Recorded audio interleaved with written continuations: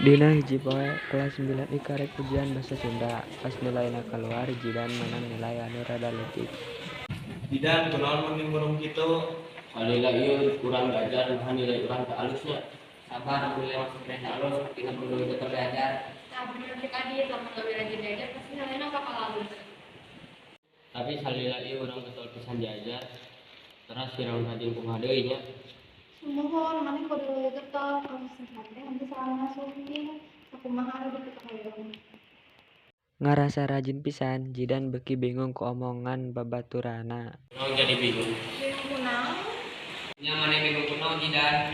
Urang geus diajar pisan sarta hasilna nyaeta nilai kuring masih dianggap ekspektasi urang. Terus naon deui nu kedah urang apalkeun? Patinggalna kebetulan manusia diberi tentang tina pamikiran. Kituna lamun salila ieu anjeun ngarasa geus rajin diajar tapi nilai anjeun masih goreng, tina kudu rajin diajar sarta ngajaga rasa kesabaran. Nya urang setuju karena omongan dia mah kudu fokus ke nilainya bakal lebih halus. Jidan oge ngarasa leuwih nyaman jeung nasehat nu dibikeun ku Salma. Manehna ngarasa meureun hiji poe manehna bakal leuwih gampang ngartos. Hatur nuhun pisan kanggo nasihat anjeun Salma, sareng oge kana nasihat rerencangan sadayana. Urang bakal tetep fokus kana diajar.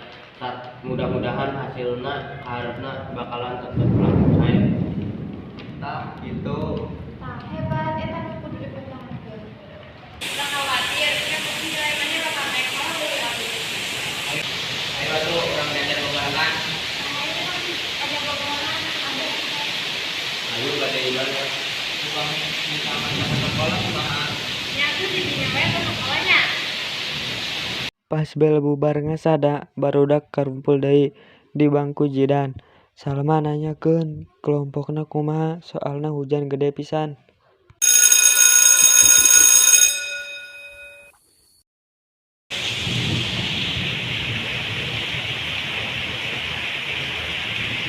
Maek diajar sama mana? Di luar tuh udah gede he. Atuh belajar di DP kalian kontrakan. Nya tuh